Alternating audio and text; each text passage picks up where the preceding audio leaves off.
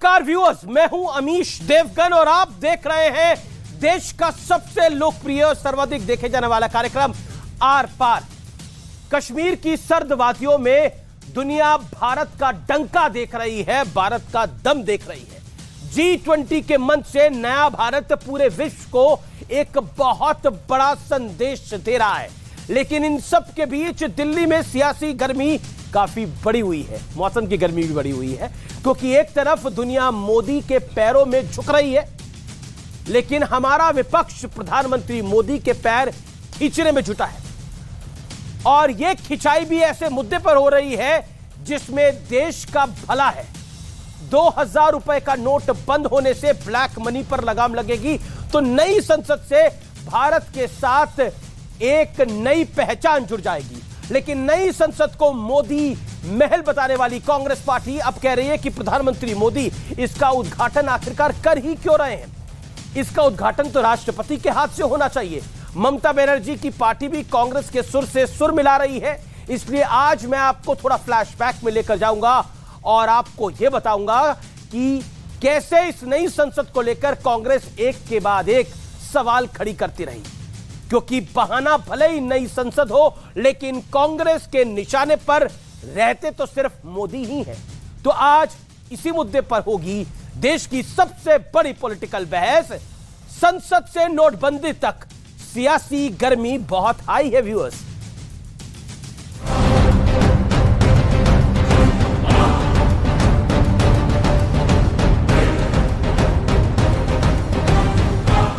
देश में सियासी गर्मी पर चर्चा से पहले वो तस्वीरें देखिए जिनसे हर भारतीय का सीना और चौड़ा हो गया। अमेरिका के राष्ट्रपति जो बाइडेन अपने देश में प्रधानमंत्री मोदी की जबरदस्त लोकप्रियता का जिक्र करते हुए कह रहे हैं कि मुझे आपका ऑटोग्राफ ले लेना चाहिए। पापुआ न्यू गिनी के प्रधानमंत्री जेम्स मारापे प्रधानमंत्री मोदी के पैर छू रहे हैं। कश्मीर में G20 के मंच पर भारत का इंटरनेशनल डंका बज रहा है।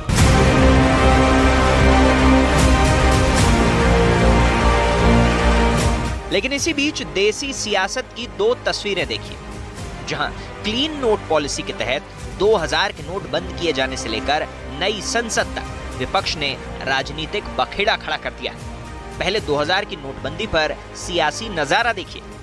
अब आपने बंद किया तो वो बताए कि बंद करने का उनके पीछे मंशा क्या है। क्या फिर ब्लैक मनी बंद करने की मंशा है? फिर करेंसी आ गई, इधर आ गई, क्या वो बताएं वो। इस फैसले से काले धन वालों की सांस अटक गई है, लेकिन बड़ा सवाल है कि आखिर विपक्ष इस पर हाय तौबा क्यों मचा रहा है।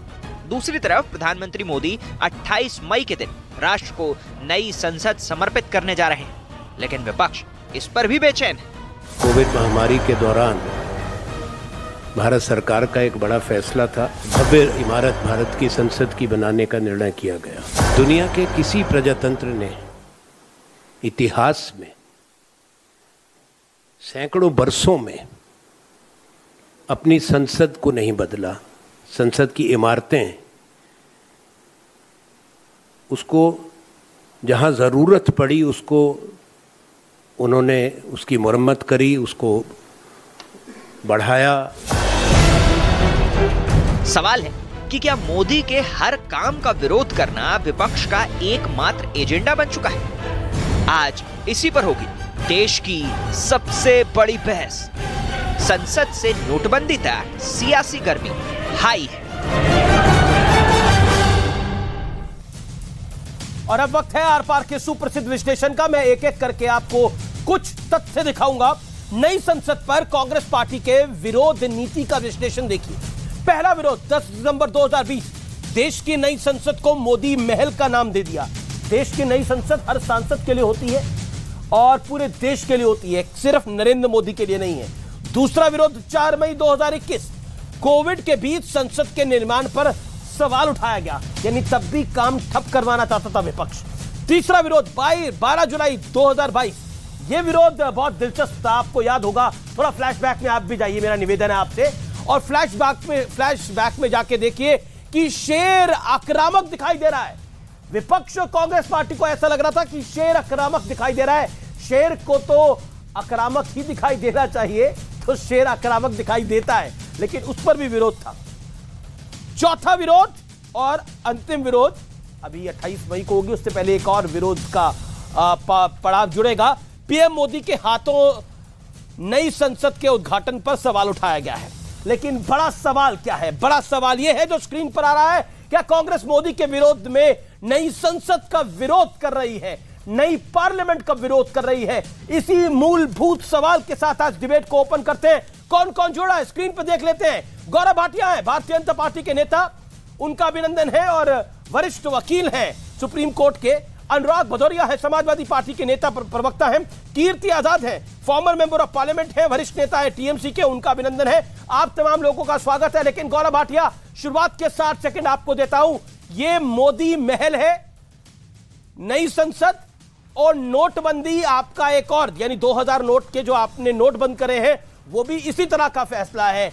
तमाम तरीके के सवाल हैं, अशोक गहलोत से लेकर मल्लिकार्जुन खड़गे तक और ममता बनर्जी तक, ममता दीदी तक सब सवाल उठा रहे हैं।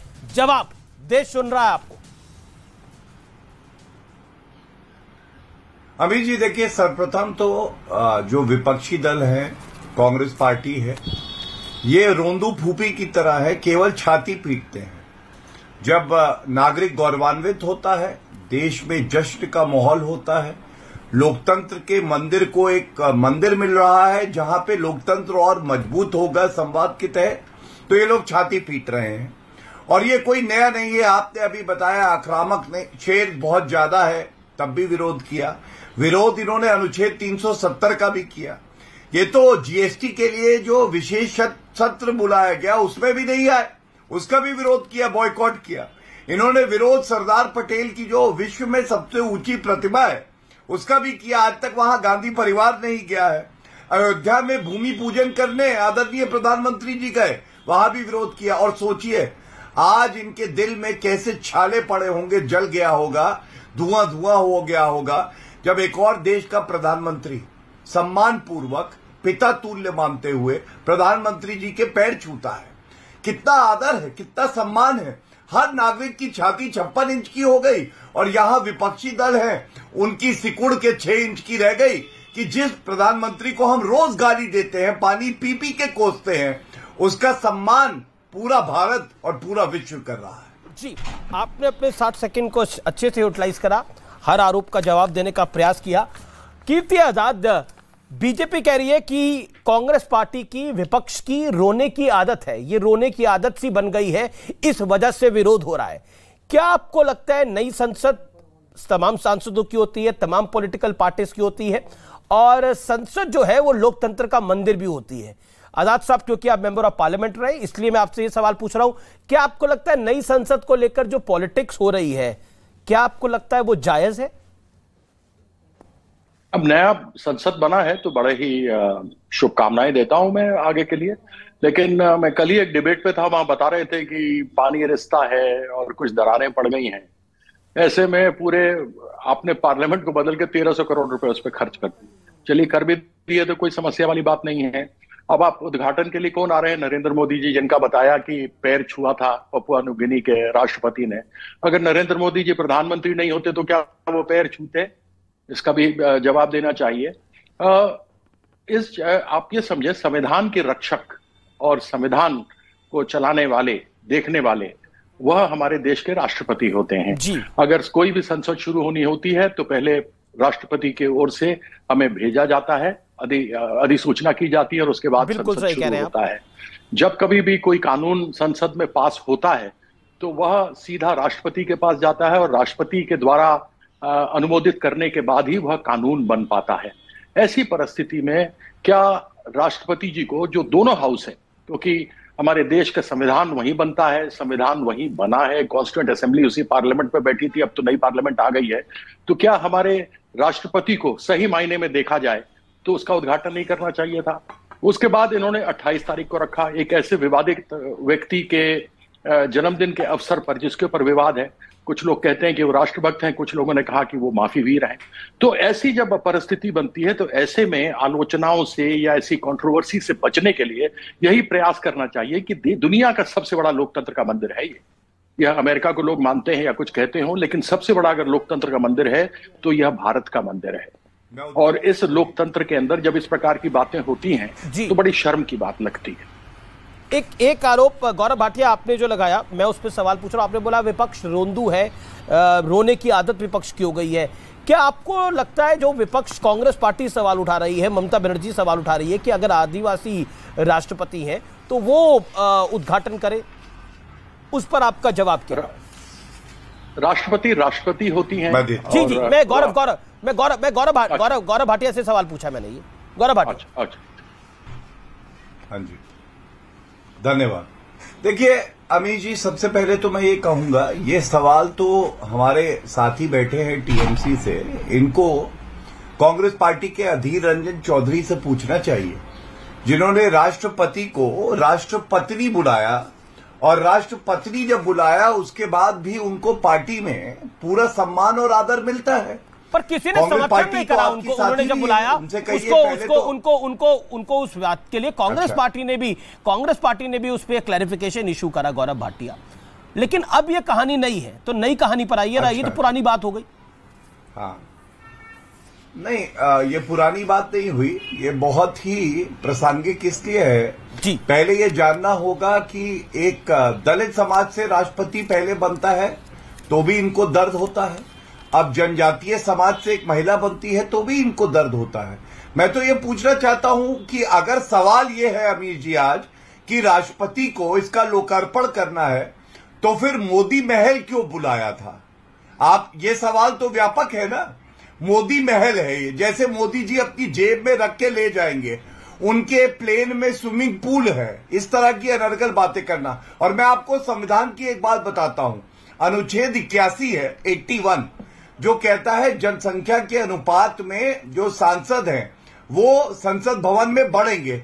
जब उनके बैठने की जगह नहीं होगी तो कैसे बढ़ेंगे? ये बात मोदी महल बुला के अब जो अपनी घृणा है वो निकाल देते हैं। जी। लेकिन आप ये नहीं बताते को कांग्रेस पार्टी ने जो गलत वक्तव्य दिया है उसका क्या है? मैं कांग्रेस से जवाब लूंगा, राधिका खेड़ा मेरे साथ है, उनकी बात पे जाऊंगा। लेकिन कीर्ति आजाद, पॉइंट नंबर 1 जो बार बार कांग्रेस को या विपक्ष को, ममता बनर्जी की पार्टी को, टीएमसी को रोंदू बोला जा रहा है, पॉइंट नंबर 1। पॉइंट नंबर 2, क्या आपको लगता नहीं है कि आप लोग भी हर चीज का विरोध करते हैं, इसलिए आपके विरोध की इंपॉर्टेंस खत्म होती जा रही है? नहीं, क्या विरोध विपक्ष में है और नरेंद्र मोदी जी प्रधानमंत्री है, तो क्या विपक्ष को विरोध नहीं करना चाहिए? और यदि वह दलील के साथ करे, तथ्यों के साथ करे, तो क्या उसमें किसी प्रकार की आपत्ति है? साहब का महामंडित करने में जितना योगदान आप लोगों का रहता है उतना किसी का नहीं रहता। क्या किसी को इसका विरोध करने का नहीं है? क्या हमने 2G में, 3G में, कॉमनवेल्थ गेम्स के अंदर, इन सबों के अंदर हमने क्या विरोध नहीं देखा था? क्या हमने महीनों तक संसद को बंद होते नहीं देखा था? क्या स्वर्गीय अरुण जेटली ने यह बात नहीं कही थी? बिल्कुल राइट है, विरोध करने का यह भी तरीका है। शेर ज्यादा गुर्रा रहा है कि नहीं गुर्रा रहा, उसके ऊपर आपको लगता नहीं वो विरोध तार्किक नहीं रहता? ये इसलिए मेरा ये सवाल था। नहीं, तो इसमें किसी ने नहीं कहा, मैंने तो नहीं कहा कि गुर्रा रहा है, या मेरी पार्टी ने तो नहीं विरोध हुआ था, आपको भी पता है। हम तो केवल उन तथ्यों को लेकर हम बात करना चाहते हैं जिन तथ्यों में कुछ है, दम है जी। उस दम को लेकर मैंने पूछा कि साहब संसद का उद्घाटन राष्ट्रपति करना चाहिए या नहीं करना चाहिए। अब अगर राष्ट्रपति को भी आप जातिवाद से जोड़ देवें, जबकि हमारे देश में जातिवाद से को हम हटाना चाहते हैं, उस जातिवाद को लेकर आप फिर शुरू करें। हाँ, यह जरूर है कि जो पिछड़े हैं, दलित हैं, अन्य जातियों से हैं, उन लोगों को अवश्य रिजर्वेशन मिला है और वो आगे बढ़ना चाहिए। लेकिन वोट तो सबका बराबर है, चाहे वो ऊंची जाति के हो, चाहे नीचे जाति के हो। तो ऐसी परिस्थिति में ये पहली बार मैं आपको बताता हूं, जब नरेंद्र मोदी जी की जब कैबिनेट बनी थी, जिसमें 24 ऐसे हैं जो ऐसे दागी लोग हैं जिनके ऊपर गंभीर बलात्कार और हत्या के आरोप लगे हैं, उनकी जाति के साथ बताया गया था कौन किस जाति का है। अब यह बताइए ये कौन सा तरीका हुआ?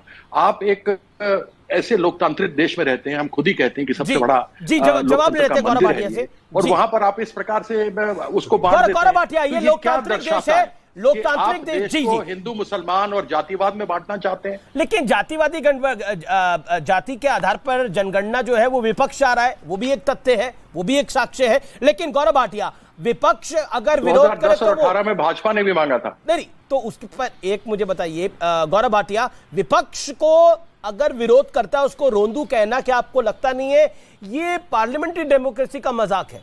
क्योंकि विपक्ष अगर कोई बात कर रहा है तो विरोध करना उनका अधिकार है, बीजेपी भी करती है। ये कीर्ति आजाद साहब ने कई सारे एग्जांपल्स कराए, क्या आपको लगता नहीं है कि आपको जो भी विरोध करता है उसके आपको लगता है वो रोंदू हो रहा है? गौरव भाटिया।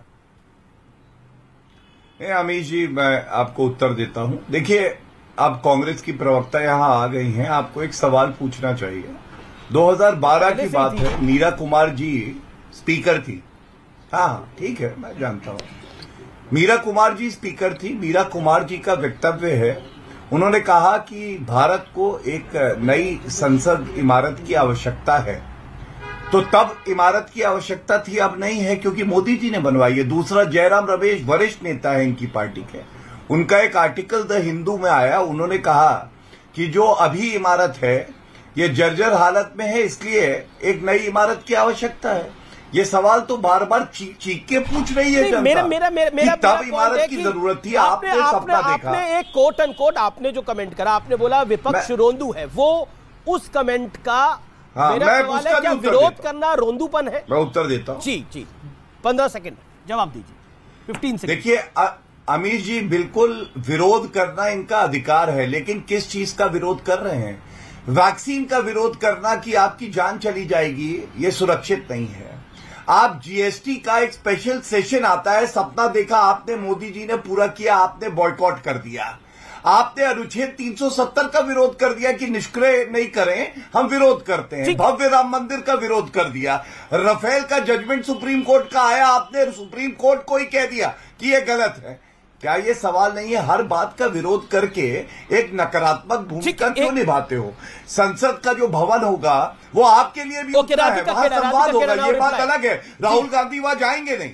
ओके, क्या कांग्रेस पार्टी जी राधिका खेड़ा, मेरा बड़ा सीधा सवाल है आपसे और आपकी पार्टी से, क्या आपको लगता नहीं है कि सपना आपने देखा, नई संसद आप लोग बनवाना चाहते थे लेकिन पूरा मोदी जी कर रहे हैं, तो आपको लगता नहीं है कि आप लोग जो चाहते थे वो नरेंद्र मोदी कर रहे हैं?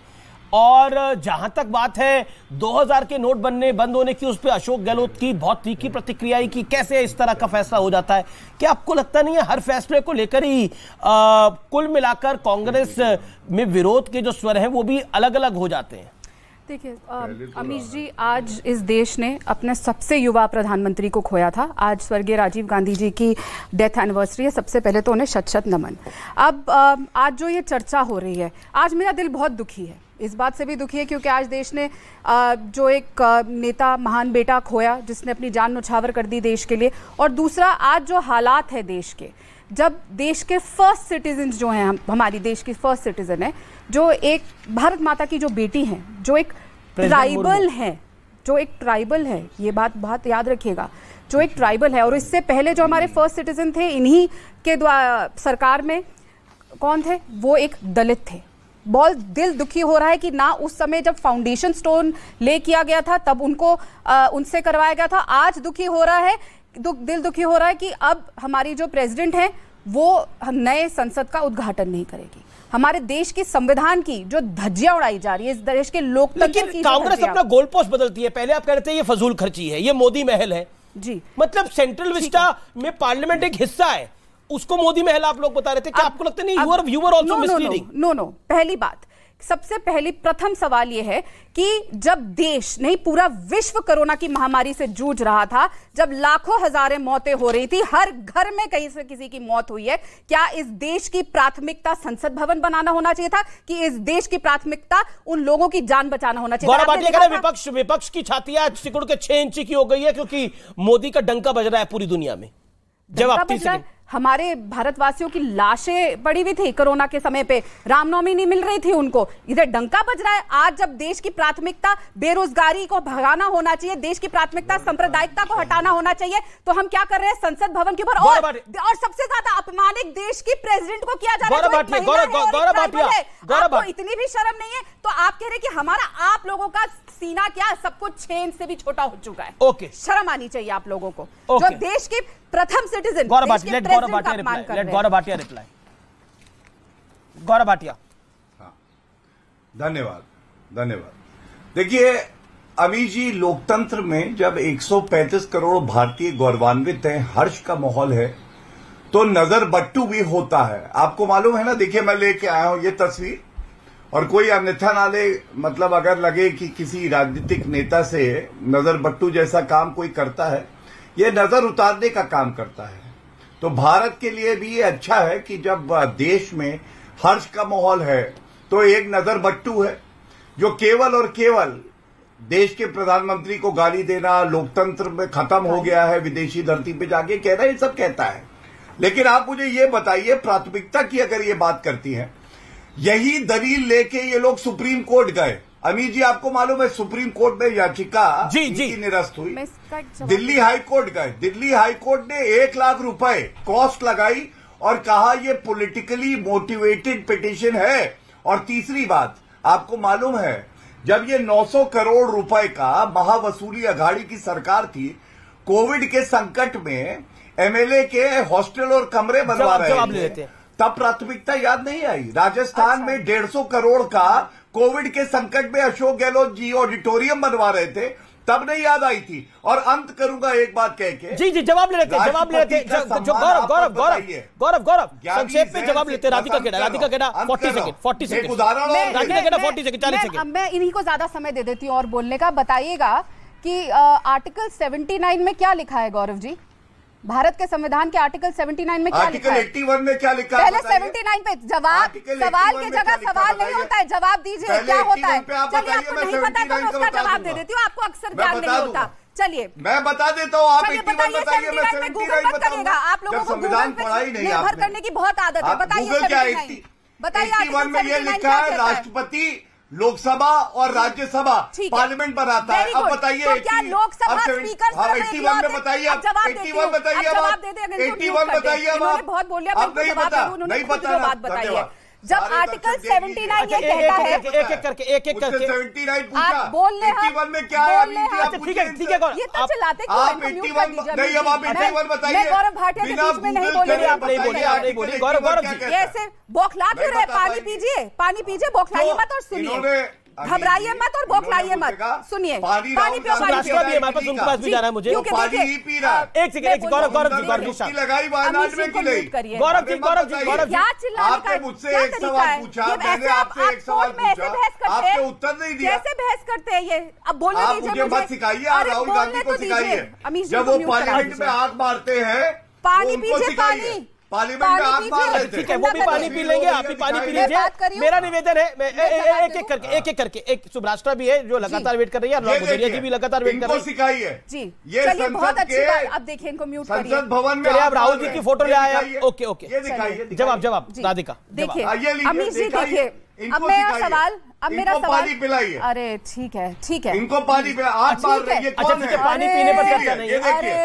अच्छा, ये देखिए अमीर जी, हो गया अमीर जी। चल अमीर जी, अच्छा, कोई तो मैं बोलूं, समानता दिख शाउटिंग मैच है कि ये डिबेट? आई थिंक जी मैं बोल लूं अब समानता नहीं, मुझे लगता है मर्यादित में आप लोग ना बोलिए, मर्यादित रहे हम लोग। अब देखिए, मैं इनके बीच में नहीं बोली, क्या तरीका है बीच में? और मेरा सवाल अब सीधा सुभ्राष्ट्रा जी से चर्चा करेंगे, क्योंकि ऐसे नौसिखिया प्रवक्ता के साथ सवाल पूछना जिनको ज्ञान ही नहीं और सिर्फ चलाना आता है।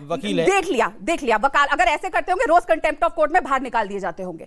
अब आते हैं बात सुभ्राष्ट्रा जी से ही बात कर लेते हैं। देखिए, जब इन्होंने आर्टिकल 79 के बारे में बताया तो उसमें कौन है? राष्ट्रपति है, लोकसभा है और राज्यसभा है। तो किसने हक दिया लोकसभा के स्पीकर को कि वो प्रधानमंत्री को न्योता दे कि वो आके उद्घाटन करे, जब देश के राष्ट्रपति ही हैं जो सांसदों को भी इनवाइट किया जाता है जब संसद का सेशन शुरू होता है, और उनको स्पेसिफिकली एक सिंगल चिट्ठी भेजी जाती है रेड कलर की, जिसमें ये आपको पर्सनली एक एक को इनवाइट किया जाता है, और जब खत्म भी होता है पार्लियामेंट बिल्कुल, और तब भी प्रेसिडेंट का ही हक होता है। लेकिन अब आपका विरोध है क्यों? अब आपका विरोध है क्यों कि प्रेसिडेंट नहीं कर रहे, कि शेर गुर्रा कम रहा है, कि ये मोदी महल है?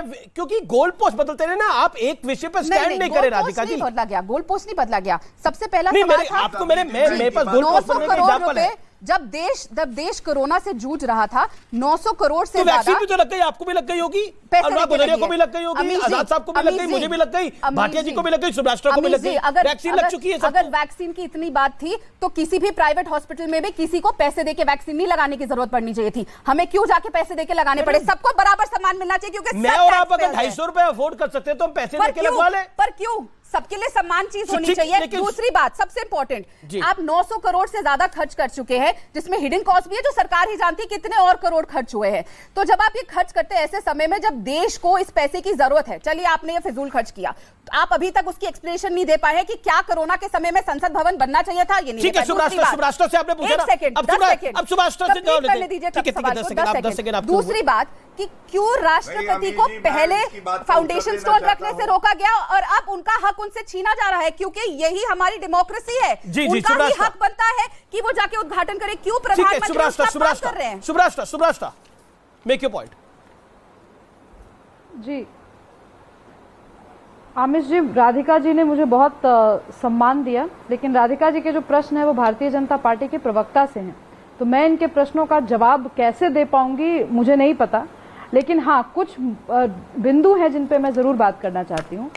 इस देश में संसद भवन का निर्माण अगर हो रहा है तो इसका ये आर्गुमेंट नहीं हो सकता कि जीवन में और भी बहुत सारे काम है, सरकार इसी काम पर क्यों अड़ी हुई है।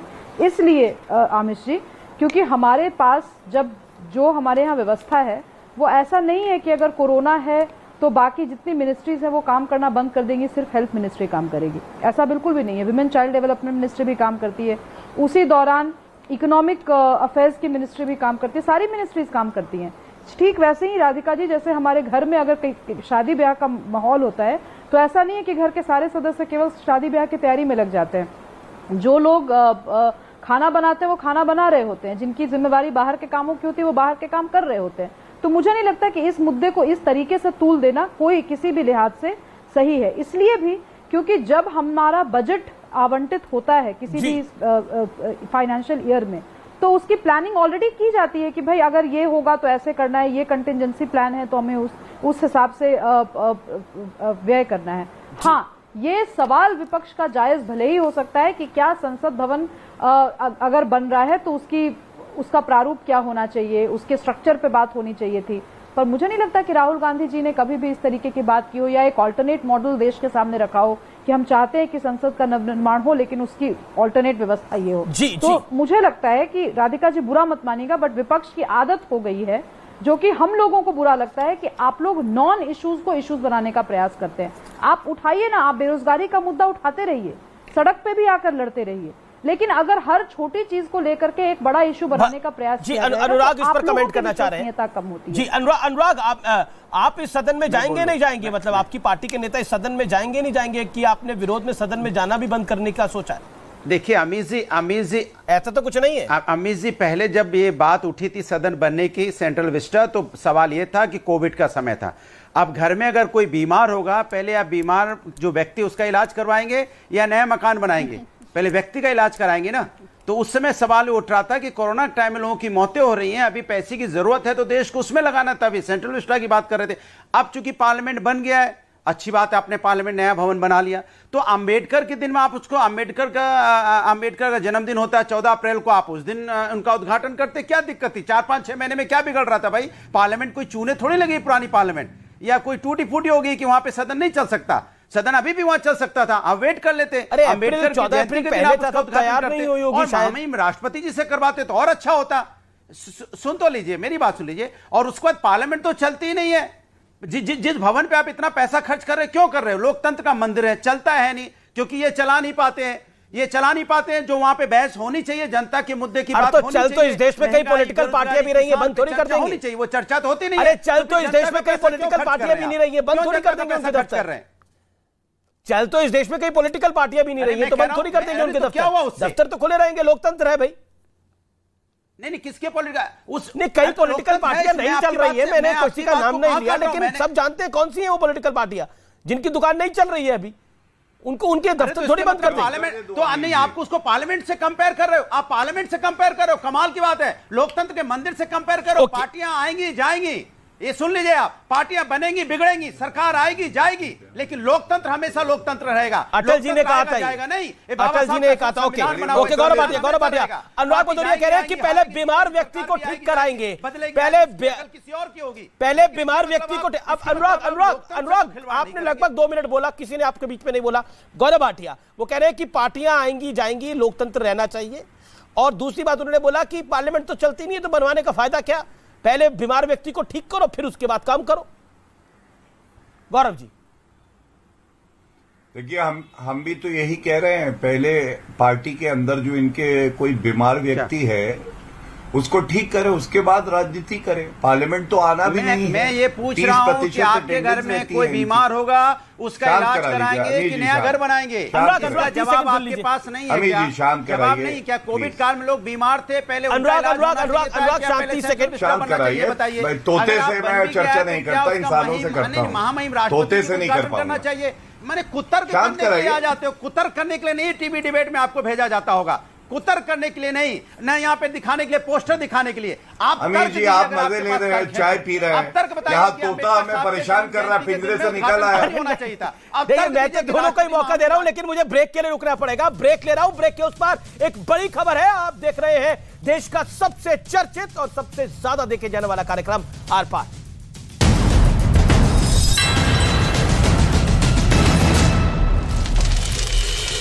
संगठन की बैठक के दौरान मुलाकात की थी और शांति की अपील की थी। उधर प्रधानमंत्री नरेंद्र मोदी सुबह G7 की बैठक में हिस्सा लेंगे, जिसके लिए वो जापान के हिरोशिमा पहुंच गए।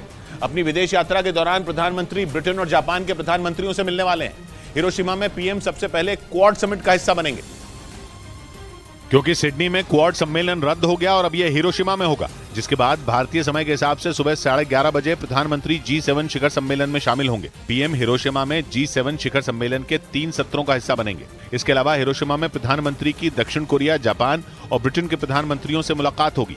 कुछ दिन पहले ही पीएम ने ब्रिटेन के प्रधानमंत्री ऋषि सुनक से फोन पर भी बात की थी और अब दोनों नेता आमने सामने बात करेंगे। और जब प्रधानमंत्री मोदी जापान के हिरोशिमा पहुंचे तो उनसे मिलने के लिए लोगों की भीड़ उमड़ आई।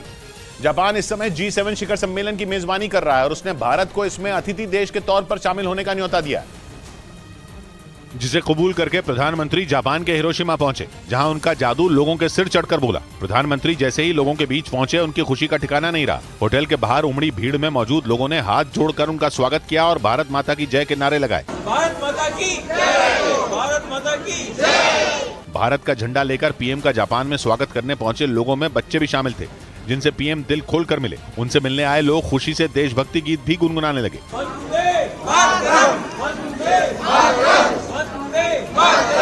G7 शिखर सम्मेलन में भारत अतिथि देश के तौर पर शामिल हो रहा है। इसी बीच प्रधानमंत्री नरेंद्र मोदी ने चीन और पाकिस्तान को शांति का पाठ पढ़ाया। प्रधानमंत्री G7 समूह के शिखर सम्मेलन में हिस्सा लेने के लिए जापान पहुंचे, जहां एक इंटरव्यू के दौरान उन्होंने 2 टूक कह दिया कि भारत के साथ रिश्ते सुधारने के लिए पाकिस्तान को आतंक का अंत करना होगा। इस इंटरव्यू में प्रधानमंत्री नरेंद्र मोदी ने दोहराया कि भारत अपनी सीमा और संप्रभुता की रक्षा के लिए पूरी तरह से तैयार है। वहीं चीन के मसले पर उन्होंने कहा कि दोस्ती बढ़ाने के लिए सीमा पर अमन चैन जरूरी है। उन्होंने ये भी कहा कि भारत चीन के रिश्ते सामान्य होने से एशिया को नहीं बल्कि पूरी दुनिया को फायदा होगा। अपनी जापान यात्रा के दौरान प्रधानमंत्री नरेंद्र मोदी G7 समूह के शिखर सम्मेलन में हिस्सा लेने के साथ क्वाड ग्रुप के नेताओं के साथ बैठक करेंगे। इधर नासिक के त्र्यंबकेश्वर मंदिर में हुई घटना की जांच के लिए बनाई गई SIT की टीम नासिक पहुंच गई। आरोप है कि वहां 13 मई को दूसरे धर्म के कुछ लड़कों ने घुसकर जबरन चादर चढ़ाने की कोशिश की थी। इस मामले में शिकायत दर्ज होने के बाद महाराष्ट्र सरकार ने SIT का गठन कर दिया था, जिसके बाद SIT की टीम ने नासिक पहुंचकर त्र्यंबकेश्वर मंदिर और उसके पास मौजूद एक दरगाह का दौरा किया। साथ ही इस मामले से जुड़े लोगों से पूछताछ भी की। कुछ लोगों से मुलाकात हुई है, कुछ जगह पे गया हूँ, कुछ और लोगों से भी मुलाकात करूंगा मैं।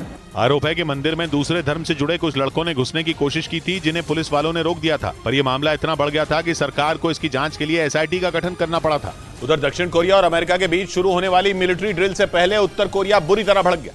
उसने इसे जंग की तैयारी बता दिया और एक बार फिर दक्षिण कोरिया को आंखें दिखाने की कोशिश की। अमेरिका और दक्षिण कोरिया के बीच ये मिलिट्री ड्रिल 25 मई से शुरू होगी। असल में इस साल इन दोनों देशों की दोस्ती के 70 साल पूरे हो रहे हैं। दक्षिण कोरिया के मीडिया के मुताबिक इसीलिए ये सैन्य अभ्यास बहुत बड़ा होगा। दावा है कि इसमें अमेरिका का खतरनाक लड़ाकू विमान F-35 हिस्सा लेगा, जो रडार को चकमा देने की ताकत रखता है। इसके अलावा अपाचे हेलीकॉप्टर और K2 जंगी टैंक भी इस ड्रिल का हिस्सा होंगे। बताया जा रहा है कि इसीलिए उत्तर कोरिया के शासक किम जोंग उन अभी से भड़क गए और उन्होंने इसे जंग की तैयारी बता दिया। इस बीच बागेश्वर धाम के कथावाचक धीरेन्द्र शास्त्री आदिवासियों पर एक बयान देकर घिर गए, जिसके बाद उनके खिलाफ जबलपुर हाईकोर्ट में एक याचिका दायर की गई। लेकिन हाईकोर्ट ने कथावाचक धीरेन्द्र शास्त्री के खिलाफ याचिका को खारिज कर दिया। 23 और 24 मई को बाबा बागेश्वर बालाघाट में कथा सुनाएंगे और इसकी जानकारी देते हुए बाबा बागेश्वर ने आदिवासियों पर एक बयान दिया था, जिस पर विवाद हो गया। जंगल में रहने वाले आदिवासी भाइयों को जंगल में जाकर हम 2 दिन की हनुमान कथा सुनाएंगे। इससे पहले भी संत तुकाराम और साईं बाबा के खिलाफ दिए गए बयान पर बागेश्वर धाम के दिनेंद्र शास्त्री को विरोध का सामना करना पड़ा था। हालांकि बाद में उन्होंने अपने बयान पर माफी मांग ली थी। और बड़ी खबर देश में यही चल रही है कि 2000 के नोटों का जो चलन बंद हुआ है, बैंकों को अभी से 2000 का नोट जारी नहीं करने के निर्देश दे दिए गए हैं। 2016 में नोटबंदी के बाद 2000 के नोट जारी किए गए थे बाजार से, लेकिन इन्हें पहले ही हटाया जा चुका है। अगले 4 महीने में कभी भी इन्हें बदलवा भी पाएंगे। विक्रांत यादव हमारे साथ जुड़ रहे हैं। विक्रांत, इसके पीछे की सोच क्या है? देखिए किशोर, इस 2000 रुपए के नोट को बंद करने की धीरे धीरे अभी एक, क्योंकि लीगल टेंडर है 30 सितंबर के बाद भी रहेगा, लेकिन इसे बंद किया जाएगा। लोग अपना जमा करवा सकते हैं और इसके पीछे सरकार की सीधी सीधी सोच ये है कि जो सामान्य लोग हैं, गांव कस्बों में रहते हैं, उनके पास 2000 का नोट अब नहीं है। धीरे धीरे इसे मार्केट से बंद कर दिया था, छापना बंद किया गया। 5 साल पहले आखिरी नोट छपे थे, करीब 89% नोट जो हैं वो 5 साल पहले छपे थे। तो एक तरह से ये अपनी आयु भी पूरी कर चुके हैं। अब सरकार का यह कहना है कि केवल नव धनाढ्य या जो ब्लैक मार्केटर होल्डर हैं नोट्स के, काले धन में विश्वास रखते हैं, रिश्वत के लेन देन का काम करते हैं, केवल उन्हीं के पास एक बड़ा चंक है। सामान्य लोगों के पास 2000 के नोट बहुत कम है। 4 महीने का विंडो है, किसी तरह का कोई पैनिक करने की जरूरत नहीं है। लोग आराम से जाकर अपने नोट जमा करवा सकते हैं, किसी भी बैंक में जाकर जमा करवा सकते हैं। और आप अपने खाते में, क्योंकि बैंक में अगर आप जाकर के बदलवाएंगे तो एक बार में 20,000 रुपए आप बदलवा सकते हैं, लेकिन आप अपने खाते में अपने इनकम के नॉन सोर्सेज के मुताबिक अगर वो पैसा है तो आप अपने खातों में जमा करवा सकते हैं। लेकिन अगर काला धन है तो आपके लिए अब रास्ता नहीं बचा है, क्योंकि आप बैंक में वो जमा करवा नहीं पाएंगे और बैंक के अलावा बाजार में उसे लेना लोग धीरे धीरे बंद कर देंगे। हो सकता है कि अभी तुरंत बंद कर दें तो सामान्य लोगों को, गरीब लोगों को, मध्यम वर्ग लोगों को, या मैं ये कहूं कि ईमानदार लोगों को जिनके पास 2000 का अपनी इनकम का सोर्स का पैसा है, उनको कोई दिक्कत नहीं है। लेकिन इस फैसले से ब्लैक मार्केटर, रिश्वतखोर और जिन्होंने काले धन को होल्ड किया हुआ है, उनको एक बड़ी परेशानी होने वाली है। शुक्रिया विक्रांत आपका। इस बीच पाकिस्तान में लाहौर के जमान पार्क इलाके में मौजूद पूर्व प्रधानमंत्री इमरान खान के घर पर तलाशी अभियान शुरू कर दिया गया। लाहौर पुलिस को शक है कि इमरान खान के घर पर 30 से 40 आतंकी छिपे हैं, जिनकी तलाश में लाहौर की पुलिस इमरान खान के घर के अंदर दाखिल हुई। इससे पहले लाहौर पुलिस को इस तलाशी अभियान के लिए कोर्ट से सर्च वारंट मिल गया।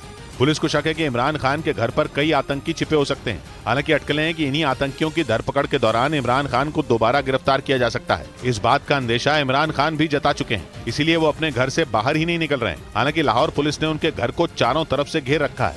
और पाकिस्तान के पंजाब प्रांत की पुलिस ने दावा किया कि उन्होंने पूर्व प्रधानमंत्री इमरान खान के घर से अब तक 14 आतंकियों को गिरफ्तार कर लिया। पुलिस के मुताबिक इमरान खान के घर में छिपे 6 आतंकी छिपकर वहां से भागने की फिराक में थे, लेकिन लाहौर में मौजूद इमरान खान के घर के बाहर तैनात सेना और पुलिस के जवानों ने उन्हें धर दबोचा। आरोप है कि इन लोगों ने पाकिस्तान में हुए हिंसक प्रदर्शनों की आड़ में आतंक फैलाने का काम किया। और पुलिस को इनकी तलाश तब से थी जब लाहौर में सेना के कोर कमांडर के घर में आग लगाई गई थी, क्योंकि उस घटना का आरोप भी इन्हीं लोगों पर था। यही वजह थी कि एक दिन पहले पाकिस्तान की सेना ने इमरान खान के घर को घेर लिया और वहां छिपे आतंकियों को पकड़ने के लिए एक सर्च ऑपरेशन भी चलाया। उधर पाकिस्तान में सत्ताधारी 11 पार्टियों के गठबंधन पीडीएम यानी पाकिस्तान डेमोक्रेटिक मूवमेंट के अध्यक्ष मौलाना फजलुर रहमान ने इमरान खान पर विदेशी एजेंट होने का आरोप लगा दिया। उन्होंने पाकिस्तान की खराब हालत के लिए भी पूर्व प्रधानमंत्री को जमकर कोसा। और पाकिस्तान डेमोक्रेटिक मूवमेंट के अध्यक्ष मौलाना फजलुर रहमान ने अपने आरोप को पुख्ता करने के लिए अमेरिकी सांसदों की एक चिट्ठी का हवाला दिया। उनके मुताबिक हाल ही में इमरान खान की गिरफ्तारी से अमेरिका के 60 सांसद इतना भड़क गए कि उन्होंने अपने विदेश मंत्री को एक चिट्ठी लिखी, जिसके जरिए अमेरिकी सांसदों ने इमरान खान की सुरक्षा बढ़ाने की मांग की, क्योंकि अमेरिका इमरान खान के बहाने पाकिस्तान में अपना मकसद पूरा करने में जुटा है। इमरान खान को उस एजेंडे की तकमील के लिए पाकिस्तान की सियासत में इंजेक्ट किया गया है। इसके साथ ही मौलाना फजलुर रहमान ने इमरान खान को जमानत देने पर वहां की सुप्रीम कोर्ट पर भी निशाना साधा। इस बीच पाकिस्तान में पूर्व प्रधानमंत्री इमरान खान को लाहौर की एंटी टेररिज्म कोर्ट से बड़ी राहत मिली। इमरान को 9 मई को हुई हिंसा के मामले में 2 जून तक अंतरिम जमानत मिल गई। वेलकम बैक व्यूअर्स, आप देख रहे हैं देश का सबसे लोकप्रिय कार्यक्रम आर पार और इस समय की बड़ी ब्रेकिंग स्टोरी है। निपेंद्र मिश्रा, प्रधानमंत्री के पूर्व प्रधान सचिव, ने बड़ा दावा कर डाला है। इस समय की यह बड़ी ब्रेकिंग स्टोरी है। पीएम नहीं चाहते थे कि 2000 का नोट आए, यानी देश के प्रधानमंत्री नहीं चाहते थे कि 2000 का नोट आए, लेकिन तुरंत मांग पूरी करनी थी, इसीलिए 2000 का नोट लेके आया गया। उस समय पर पीएम के मन में कोई शंका नहीं थी, यानी 2000 का नोट जो बंद हुआ है उसके पीछे ये बड़ा लॉजिक बताया जा रहा है। ये प्रधानमंत्री के प्रधान सचिव का दावा है, इस समय की बड़ी खबर है। मैं सीधा रुख कर सकता हूं कीर्ति आजाद से इसका रिएक्शन लेने के लिए। कीर्ति आजाद साहब, आपका रिएक्शन इस पे? रिएक्शन तो आरबीआई का आना चाहिए था। नृपेंद्र मिश्रा कौन होते हैं? जो भी निर्णय लिया वो आरबीआई ने लिया, और वह बता रहे कि मोदी जी नहीं खुश थे, इसका मतलब आरबीआई क्या पूछ करके सारा कुछ कर रहे थे? यही तो चीजें हैं जिसके बारे में मैं आप लोगों से जानना चाहता हूं कि आप जो भी होता है कि महिमा मंडन करने में सबसे आगे आ जाते हैं। नरेंद्र मोदी नहीं चाहते थे, वो कौन होते हैं आरबीआई को कुछ बोलने वाले? आरबीआई एक स्वयं संस्था है, वह अपनी मर्जी से जो निर्णय लेता है वो लेता है, और नृपेंद्र मिश्रा को मालूम था और आरबीआई से बड़ी नाराजगी थी, तो आज क्या नरेंद्र मोदी के कहने के कारण से 2000 के नोट बंद किए गए? मतलब कमाल की बात है। कहते हैं आत्मनिर्भर भारत है, आप लॉजिक को समझिए। प्रधानमंत्री नहीं चाहते थे तब भी आरबीआई अगर लेकर आई, तब भी अगर आरबीआई लेके आई तो इसका मतलब यह था कि आरबीआई तो झूठ है। मैं कुछ कहूं, यही तो झूठ है, यही तो सबसे बड़ा। ये नृपेंद्र मिश्रा को कहां से पता था? वो कैसे जानते थे? आरबीआई ने जब ये 2000 के नोट हटाए तो क्या अपने बजट डाल दिए? अरे प्रधान सचिव, आरबीआई एक संस्था है, एक अपनी संस्था है, ऐसी संस्था है जिसके ऊपर की किसी का भी कोई नियंत्रण नहीं होता। 11 लाख करोड़ रुपए वहां से निकाल लिए गए जो प्रधानमंत्री की मन की बात बताई है, पाकिस्तान से हो और पैसे नहीं हो तो उसके बाद वो किया जाए। हम ये मन की बातें यहां पर डिस्कस करेंगे या देश की बातें डिस्कस करेंगे कि 2000 के नोट बनाए क्यों गए और फिर बातें खत्म क्यों की गई? ठीक है, आप कमाल की बात करते हैं तो व्यक्तिगत आ जाते हैं महिमा मंडन करने के ऊपर। हम देश की बातें कर रहे हैं, वो उनके मन में ये नहीं था, फलाना नहीं था, ये नहीं था, टॉयलेट जाना था, नहीं जाना था, क्या मतलब हुआ? 85 करोड़ को आप गरीबी रेखा के नीचे है जिनको अनाज दे रहे हैं और फिर कहते हैं आत्मनिर्भर भारत है। नहीं, टॉयलेट जाने जब राजीव गांधी खेल रत्न हटाए गए और मेजर ध्यानचंद पे जिस समय सरदार पटेल, लेकिन सरदार पटेल जो अहमदाबाद में था, मेरी बात नहीं खत्म हुई। ये क्या तरीका है? मैं बीच में टोकता नहीं हूँ। मैं आदरणीय गौरव जी से अनुरोध करता हूं कि कृपया बीच में न टोके। मैं आपको नहीं टोकता हूं, मैं एक बार भी किसी को नहीं टोका है। और रमेश जी, आपसे भी अनुरोध करूंगा कि कृपया इस प्रकार से ना करें। बात पूरी अभी अहमदाबाद में था सरदार पटेल स्टेडियम, उसको हटा के नरेंद्र मोदी स्टेडियम कर दिया। क्या भी उसके ऊपर आज तक चर्चा हुई? अभी चर्चा हो रही है कि कोरोना के हमने मुफ्त वैक्सीन दे दिए। देश में जब भी वैक्सीन लगे हैं, चाहे वो पोलियो का, हैजा का हो, ये पोलियो का देखिए अभी तक 54 का निशान है, सबको लगाया। अच्छा, एक बार बताइए आजाद साहब, आप बोल रहे हैं कि देश में महामारी के दौर में कौन से वैक्सीन लगे हैं? आप 100 साल के अंदर कोई लगे हो पूरे विश्व के अंदर तो बता दीजिए। आप महामारी के दौर में, पैंडेमिक के दौर में जो पोलियो का प्रॉब्लम था वो दूसरा प्रॉब्लम था, उसमें सिर्फ बच्चों को लगते थे, या बच्चों से लेकर बुजुर्ग तक का वैक्सीन लगे हैं। लेट्स बी फैक्चुअल ना, let's be factual in our logic. let me complete. Okay, make your point. Your logic. When you are telling me कि एक पैंडेमिक था, पैंडेमिक हो या ना हो, हम एक टीका वैक्सीन की बात कर रहे हैं। वैक्सीन पर जब पोलियो का लगा पैंडेमिक था वर्ल्ड में। अरे यार, तो हैजा का भी पैंडेमिक था जब हैजा के टीका लगे थे। कमाल की बात करते हैं। आपने पूरा थोड़ा ज्ञान तो कर लीजिए। मेरे को तो पूरा ज्ञान है। पैंडेमिक हो या ना हो, आप फ्री किसी को दे रहे हैं। हमारे देश में चाहे पैंडेमिक रहा हो या ना रहा हो, टीके फ्री में लगाए गए हैं देश के अंदर, और उसको कभी भी वो नहीं किया गया कि अरे जी देखो जी फलाना ने फ्री में दे दिया, फलाना ने ये कर दिया। कभी नहीं किया, किसी सरकार ने किया। यह सरकारी काम है जो आपको करना है, ये आप किसी पे एहसान नहीं कर रहे। ठीक है, गौरव भाटिया काफी देर से वेट कर रहे हैं। या अडानी ने पैसे दे दिए होते तो फिर समझ में आता कि हाँ साहब उन्होंने अडानी से दिलवा करके फ्री में करवा दिया। Okay, Gaurav Bhatia, lot of answers to give.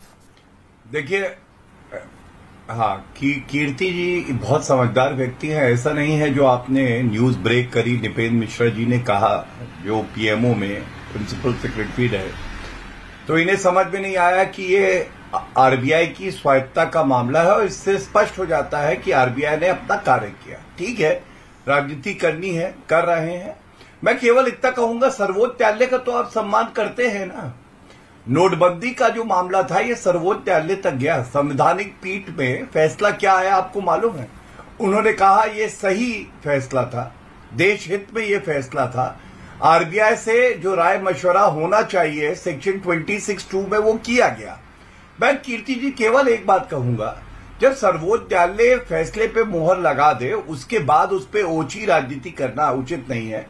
और आप राष्ट्रपति के सम्मान की बात कर रहे थे। कांग्रेस से तो हमने बताया कैसे उन्होंने कहा था राष्ट्रपत्नी अधीर रंजन चौधरी निकाले नहीं गए, उदित राज वही है। लेकिन आपकी पार्टी में मंत्री रहे हैं अखिल गिरी, उन्होंने ऐसा वक्तव्य दिया था कि मैं अमीश देवगन जी के शो पे नहीं बोलूंगा क्योंकि वो राष्ट्रपति पूरे देश की है, हर नागरिक को उन पे गौरव है। आपने क्या अखिल गिरी को पार्टी से निकाल दिया है? केवल ये बता दीजिएगा जब मेरी बारी पूरी हो जाए। और दूसरी बात, फिजूल खर्ची की कर रहे हैं, सपा के प्रवक्ता भी बोल रहे थे। अमीश जी, आपको मालूम है 862 करोड़ लागत है लोकतंत्र के मंदिर की नई इमारत की। और जब सपा की सरकार उत्तर प्रदेश में थी तो केवल और केवल कब्रिस्तान की बाउंड्री वॉल के लिए कितना रुपया इन्होंने 5 साल में दिया? वो आंकड़ा है 1300 करोड़। मतलब कब्रिस्तान की बाउंड्री वॉल के लिए 1300 करोड़ दे दिया, हज हाउस के लिए 100 करोड़ दे दिया, कीर्ति आजाद को 40 सेकंड का मौका देते हैं बोलने के लिए। करोड़ खर्च कर दिया। जी कीर्ति आजाद अनुराग भदौरिया करोड़ कैसे? जी कीर्ति आजाद 40 सेकंड। अच्छा आपने बता, अच्छा ठीक है 40 सेकंड कीर्ति आजाद को देगी। बात क्या हो रही है, जा कहां रहे हैं? लुकिंग लंदन टॉकिंग टोक्यो, इनसे बात हो रही है। मैंने तो नहीं कहा नोटबंदी के बारे में, मैंने तो केवल इतना कहा कि 2000 का नोट प्रधानमंत्री का आपने तो टॉयलेट के बारे में भी कहा मैंने टॉयलेट्स के बारे में क्या बोला भाई? क्या बोला भाई? बोलो। बहुत कुछ बोल गए आप, आपको पता है क्या बोला टॉयलेट के बारे में? आपने बोला ना उनके टॉयलेट जाने की भी चर्चा हो रही है, आपने बोला। हाँ तो हाँ वो चीज है। मैंने सोचा कि आप ये कह रहे हैं कि जो लोग ओपन में डेफिकेशन करते थे नहीं कर रहे, अभी भी चले जाइए गांव देहातों में, देखिए बड़े लोग ओपन में डेफिकेशन कर रहे हैं, बहुत अच्छी तरीके से ओपन में है बैठे हुए, और गंदगी फैले जा रही है। ये देखिए दिखाने के बड़ा अच्छा रहता है, किसी को कहने के लिए ना दिखाई देने की बात नहीं है। जब कोई जाता ही नहीं टॉयलेट तो आप क्या करोगे वहां पे? सारे जितने भी हैं सब गड़बड़ है, लोगों ने 2 नंबर के काम किए, सब कुछ खत्म हो गया। एमएसएमई मैं जाता हूँ, मेरे घर में है, कोई जाता ही नहीं। उस महिला से पूछिए मैंने पैसे जिसके आत्मसम्मान की रक्षा हुई। मैं इनको नहीं टोकता हूँ अमीश जी, मैं गौरव वो अपनी बात को कंप्लीट कर ले। ऐसी बात कह रहे हैं ये अब देखिए आप भी ऐसी बातें करते हैं, मैं नहीं आपको, आप भी बहुत बातें करते हैं, जितनी बार कहेंगे मैं चुप हो जाऊंगा। अमीश जी आपका इतना बढ़िया प्रोग्राम है, आजाद साहब आप अपनी बात में आप क्यों खराब अपने प्रोग्राम को खराब करते हैं? कीर्ति जी बोलिए। आर पार का आपका प्रोग्राम है और महिमा मंडन आप करते हैं, अवश्य करिए, लेकिन दूसरों को बोलने का अवसर तो दीजिए, टुकवाइए तो मत। इस प्रकार से आप चलाना चाहते हैं कार्यक्रम को तो मुझे क्षमा कीजिए, मैं यहां से जाने के लिए तैयार। आप अपनी बात को शिष्टाचार में बात की जाती, मैं अपनी बात को रख रहा हूं ना, मैंने आपको सारी बातें रखी ना सामने। बात हम कहां की कर रहे हैं और ये चले जाते हैं कब्रिस्तान में कर रहे हैं। इनके साथ यही प्रॉब्लम है, जब इनके पास कोई भी चीज सामने जवाब देने के लिए नहीं हो तो ये 1975 में चले जाएंगे, ये 1977 में चले जाएंगे, या 1911 में चले जाएंगे, ये राम शुरू कर देंगे, या हनुमान जी को शुरू कर देंगे, या हिंदू मुसलमान शुरू कर देंगे। इसी प्रकार से करते हैं। ये बात को किसी तरीके से हट जाए, जिसके ऊपर हम गंभीरता से चर्चा कर रहे हो। मैंने बोला ना 85 करोड़ लोग गरीबी रेखा के नीचे हैं, मुफ्त में उनको हमको खाना देना पड़ रहा है। ऐसी परिस्थिति के अंदर आजाद साहब अब आपने बोला आपको निर्विरोध समय मिले, आपको मिला 10 सेकंड, ठीक है 10 सेकंड और 10 सेकंड शार्प 10 2 करोड़। हाँ 2 करोड़ नौकरियां देने की बात थी, 9 साल हो गए, 9 दूनी 18 करोड़। अगर 5-5 लोग भी एक परिवार के होते तो 18-5 90 करोड़ लोगों को खाना मिलता और ये आत्मनिर्भर होते, उनकी नौकरियां उनके पास। जवाब आज उनको इस प्रकार से दे करके नहीं करना पड़ता। हंगर इंडेक्स में 107 नहीं होते, 121 में। ठीक है गौरव भाटिया। अमीश जी अब हम लोग आपको मौका दूंगा अनुराग जी। पता नहीं कि कीर्ति भाई आप कौन सा न्यूज़पेपर पढ़ रहे हैं, कहां के आंकड़े ला रहे हैं? 85 करोड़ लोग गरीबी रेखा से नीचे, अति गरीबी रेखा से 11 करोड़ लोग ऊपर आ गए हैं मोदी जी के कार्यकाल में, अति गरीबी से। इसलिए आप थोड़ा सा अध्ययन करिए। और मैं एक बात और 85 करोड़ लोग, मैंने कब्रिस्तान का आंकड़ा इसलिए दिया, मुफ्त में खाना दे रहे हैं। सुनिए अब देखिए, अब आप बीच में बोल रहे हैं, अभी आप कह रहे हैं आपने मुझे 2 बार टोका, तो मैं आपको कह रहा हूं। चलिए आप बोल लीजिए, आप मेरा समय और ले लीजिए, कोई ऐसी बात नहीं है, मैं बुरा नहीं मानूंगा। 85 करोड़ को आप दे रहे हैं ना, आपके सांसद कह रहे हैं। हमें गौरव इसलिए है कि आपने भारत का गौरव कभी बढ़ाया था। मेरा नाम गौरव, आपने भारत का गौरव बढ़ाया। आप पहले बोलिए, आप बड़े भाई। बहुत धन्यवाद। गौरव का गौरव बढ़े, कोई लड़ाई नहीं लड़नी है सकता है। नहीं बिल्कुल नहीं, गौरव का गौरव बढ़े, हम भी तो यही चाहते हैं। मुझे आप पे गर्व है, उसके लिए मुझे गर्व है आप पे, लेकिन मेरी बात पूरी हो जाए, मैं आपको बताता हूँ। हाँ कीर्ति जी मेरी बात सुनिए, मैं आपको बताता हूँ दर्द क्या होता है। सुनिए, 862 करोड़ रुपए नई संसद की इमारत, जो हमारे सारे नागरिकों की भावनाएं हैं, जो उनकी आकांक्षा है उसका प्रतिबिंब है। आप मुझे बताइए 4,000 करोड़ रुपए केवल वीवीआईपी चॉपर के लिए सोनिया गांधी ने कहा था कि आने चाहिए, और हमारे जवानों के पास बुलेट प्रूफ जैकेट नहीं थी जो नरेंद्र मोदी जी ने दी। ये प्राथमिकता की बात है। हम चाहते हैं एक नई संसद हो, वहां पे चर्चा हो, संवाद हो, बिल आए, कानून आए, इसमें किसी को आपत्ति क्या हो सकती है? आप सांसद हैं, आप बैठेंगे, आप चर्चा करेंगे, लेकिन हर बात का विरोध क्यों? मोदी कांग्रेस प्रवक्ता wants to make a point. Congress प्रवक्ता 40 seconds make a point. Radhika ji, देखिए, बहुत अफसोस की बात है, ये बार बार गौरव की बात कर रहे हैं। गौरव जी, अगर आपको इतना गौरव है देश की प्रेसिडेंट के लिए, तो आप प्रधानमंत्री जी से जाकर बड़ी खबर आ रही है, पेंटागन पर एक अटैक हुआ है इस समय की ये बड़ी खबर है, लेकिन मैं थोड़ी देर बाद उसके बाहर एक अटैक हुआ है, हम उसकी ज्यादा जानकारी मिलेगी तो बताएंगे आपको। Radhika, make your point. तो आपको प्रधानमंत्री जी को विनम्र निवेदन करना चाहिए और कहना चाहिए कि वो देश की फर्स्ट सिटीजन है, और जब एक देश की बेटी जो एक ट्राइबल महिला है, जब आप बात करते हैं सबका साथ की, तो प्रधानमंत्री जी किस हक से नए संसद भवन का उद्घाटन करने जा रहे हैं? ये कैसा गौरव है जब देश की बेटी को आप पीछे रख रहे हैं, एक ट्राइबल महिला को पीछे रख रहे हैं। लेकिन बीजेपी कह रही है कि कांग्रेस रोंदू है। ये बीजेपी कह रही कि ये कह रहे हैं गौरव भाटिया प्रवक्ता है बीजेपी के। गौरव भाटिया तो क्या कहते हैं क्या नहीं कहते, इनका काम है सिर्फ अपनी पार्टी में लोगों से लड़ना, चैनल्स के कैमरामैन से लड़ना, बस।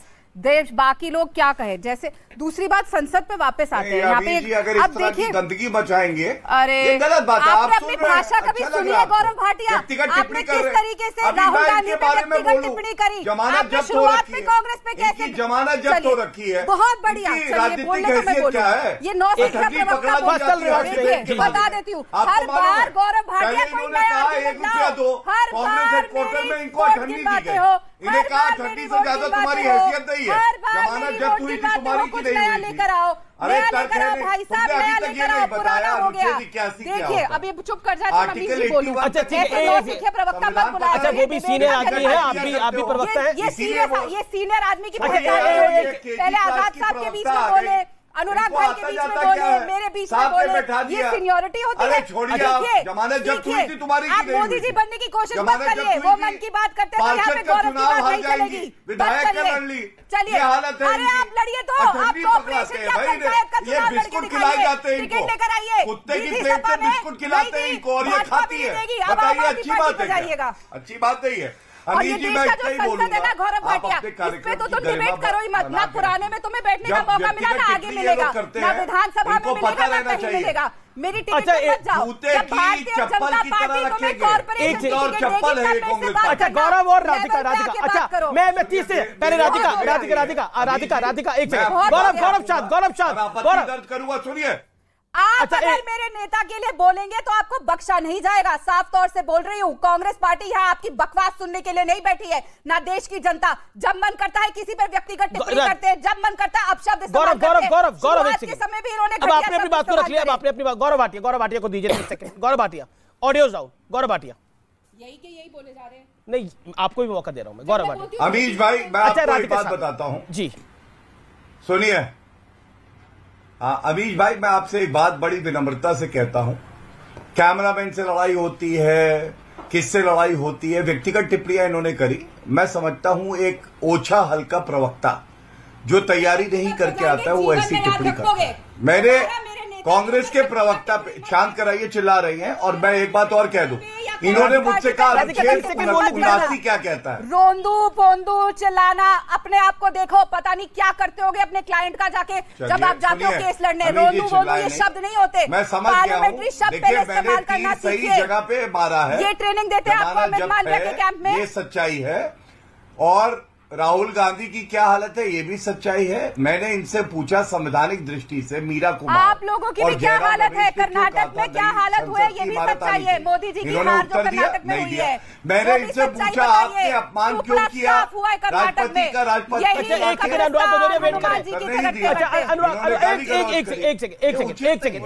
उचित नहीं है। अच्छा राधिका स्टूडियोज में मेरा निवेदन मानिए प्लीज, मैं रिक्वेस्ट कर रहा हूं इनको। अनुराग भदौरिया के पास में एक भी बारी नहीं जा पाया। अनुराग भदौरिया को दिखाइए। Anurag Bhadauria 20 seconds. Sorry, I am really sorry, make your point sir. देखिए भारतीय जनता पार्टी के प्रवक्ता हमेशा कह रहे हैं कि कांग्रेस ने राष्ट्रपति महोदय का सम्मान नहीं किया, इन्होंने सम्मान नहीं किया। तो भाई आप सम्मान कर देते, आपको किसने रोका था? तो आप भी वही बनना चाहते हो कि आप सम्मान कर देते, उनको बुला के हमारे नए पार्लियामेंट का उद्घाटन करवा देते, तो सम्मान दे देते। और बार बार कहते हैं इनकी जमानत जब्त, उनकी जमानत जब्त। अरे भैया पहले प्रभु आपको टिकट तो मिले, लड़के तो देखो, जमानत तो छोड़ो, टिकट ही नहीं मिल रही है तो जमानत तो बाद में जब्त होगी। सबकी जमानत ही जब्त करते रहते हो भाई। अब आपने बोला गौरव भाटिया, तो मैं तो यही कहूंगा भारतीय जनता पार्टी से यही कहूंगा कि भारतीय जनता पार्टी अपना कम से कम, भारतीय जनता पार्टी का तो गौरव बढ़ा नहीं सकते, तो कम से कम उसका गौरव तो मत गिराओ ना। बात सब कर रहे हैं बार-बार। अच्छा ठीक है, एक सेकंड व्यक्तिगत टिप्पणी कर करके क्यों आप लोग भी तो व्यक्तिगत कर रहे हैं, हम अपने तक रखते हैं। Okay Gaurav Bhatia 30 seconds, last comment, make your point. जब समाजवादी पार्टी के पूर्व अध्यक्ष मुलायम सिंह यादव जी के साथ मैं सोफे पे बैठता था तो बाहर कोई चप्पल उठा रहा होता था तो ये अनुराग भदौरिया थे। और मैं इतना कह दूं, जब तक मैं उस पार्टी के लिए प्रवक्ता बन के आता था ना अमीर जी, आज तक किसी एक डिबेट पे ये दिखाई नहीं दिए होंगे। ये लोग स्टेपनी हैं, इनको तो धन्यवाद देना चाहिए मुझे। और मैं इतना ही कहूंगा, आज की चर्चा इस बात पे है कि पूरा देश गौरवान्वित है। एक संसद की इमारत नहीं है ये जो हमारी महत्वाकांक्षा है, जो हमें विश्व पटेल पे तिरंगा लहराए, सबसे ऊपर लहराए, सबसे बड़ी अर्थव्यवस्था बने, उसकी बुनियाद रखी जा रही है। लेकिन अब एक और विशेष खबर इसलिए क्योंकि भारतीयों का सीना ये 56 इंच का कर देती है। 3 देशों की यात्रा के अंतिम चरण में प्रधानमंत्री पहुंचे ऑस्ट्रेलिया। सिडनी एयरपोर्ट पर शानदार उनका स्वागत हुआ। ऑस्ट्रेलिया के प्रधानमंत्री एंथोनी एल्बनीज़ ने उनकी अगवानी करी। अब मैं आपको दुनिया में भारत की बढ़ती आन बान शान के सबूत दिखाने जा रहा हूं। यह तस्वीर अब तक पूरा देश देख चुका है, जब पपुआ न्यू गिनी के प्रधानमंत्री ने पीएम मोदी के पैर छूकर उनका अभिवादन किया। इसके बाद उन्हें अपने देश का सर्वोच्च सम्मान भी दिया। पपुआ न्यू गिनी के अलावा फिजी ने भी प्रधानमंत्री मोदी को सर्वोच्च सम्मान से नवाजा है। इससे पहले जापान में अमेरिकी राष्ट्रपति जो बाइडेन ने प्रधानमंत्री मोदी से ऑटोग्राफ मांगा और कहा, आपके कदम बता रहे हैं कि आपके लिए लोकतंत्र बहुत मायने रखता है। आप मेरे लिए एक समस्या पैदा कर रहे हैं। अगले महीने हमने आपके लिए वॉशिंगटन में डिनर का आयोजन कर डाला है, पर देश से हर कोई आना चाहता है। मेरे पास टिकट खत्म हो चुके हैं। मुझे ऐसे लोगों के फोन आ रहे हैं जिनके बारे में मैंने पहले कभी नहीं सुना था। आप बहुत लोकप्रिय हैं। आखिर ये सभी लोग भारत के प्रधानमंत्री का इतना मान सम्मान क्यों कर रहे हैं? दरअसल ये किसी पर्सनैलिटी का नहीं, बल्कि 140 करोड़ भारतवासियों का सम्मान है। लेकिन भारत में इस पर नेगेटिव पॉलिटिक्स हो रही है। प्रधानमंत्री की तस्वीरों का मजाक उड़ाया जा रहा है। इन लोगों को याद रखना चाहिए कि यह मजाक नरेंद्र मोदी का नहीं, बल्कि देश की जनता का उड़ रहा है, क्योंकि मोदी तो देश के प्रतिनिधि हैं जी। खैर, मैं लार्जर पिक्चर की तरफ आता हूं, आपको लेकर चलता हूं। सवाल यह है कि जो पूछा जाना चाहिए कि पूरा विश्व भारत का इतना मुरीद आखिरकार क्यों हो गया है। दरअसल यह कहना बिल्कुल गलत नहीं होगा। आज की कोरोना काल में भारत ने जैसे दुनिया के साथ काम किया, वो किसी लीडर की तरह था। दुनिया के विकसित देश जब यह दावा कर रहे थे कि कोरोना से भारत में महातबाही आने वाली है, तब उसी भारत ने पूरे दम के साथ इस महामारी का न सिर्फ सामना किया, बल्कि आपदा में अवसर देख रहे चीन और अमेरिका जैसी सुपर पावर को बता दिया कि हम हिंदुस्तानियों को अगर सही मार्गदर्शक यानी लीडर मिल जाए तो देश का बच्चा बचा दशरथ मांझी हो सकता है। इतिहास गवाह है कि कोरोना से पहले जो भारत पीपीई किट, मास्क के लिए विदेशों पर निर्भर था, वो कोरोना काल में बड़ा एक्सपोर्टर बन गया। इसी भारत ने ना सिर्फ देश में बल्कि दुनिया में सबसे तेज वैक्सीनेशन प्रोग्राम तक चलाया, बल्कि पपुआ न्यू गिनी जैसे ना जाने कितने मुल्कों को, कितने देशों को वैक्सीन भेजकर मदद भी की। इसी का नतीजा है कि हमारे प्रतिनिधि यानी प्रधानमंत्री को ये सभी देश सर्वोच्च सम्मान से नवाज रहे हैं। हालांकि ऐसा पहली बार नहीं हुआ है। 2014 के बाद ऐसी तस्वीरें आम हो चली हैं। प्रधानमंत्री को अप्रैल 2016 में सऊदी अरब और अफगानिस्तान का सर्वोच्च नागरिक सम्मान मिला। 2018 में फिलिस्तीन का नागरिक सम्मान मिला। 2019 में संयुक्त अरब अमीरात यानी और रूस, मालदीव, बहरीन का भी सर्वोच्च सम्मान मिला। इस लिस्ट में संयुक्त राष्ट्र का चैंपियंस ऑफ अर्थ अवार्ड भी शामिल है। यानी जो लोग इसको सिर्फ मोदी का सम्मान बता रहे हैं उनको सोचना चाहिए, ये देश के, आपके यानी हम सब का सम्मान है। 140 करोड़ भारतवासियों का सम्मान है। फिलहाल इतना ही, आज के आर पार में इतना ही। नमस्कार। अगला शो देश नहीं झुकने देंगे।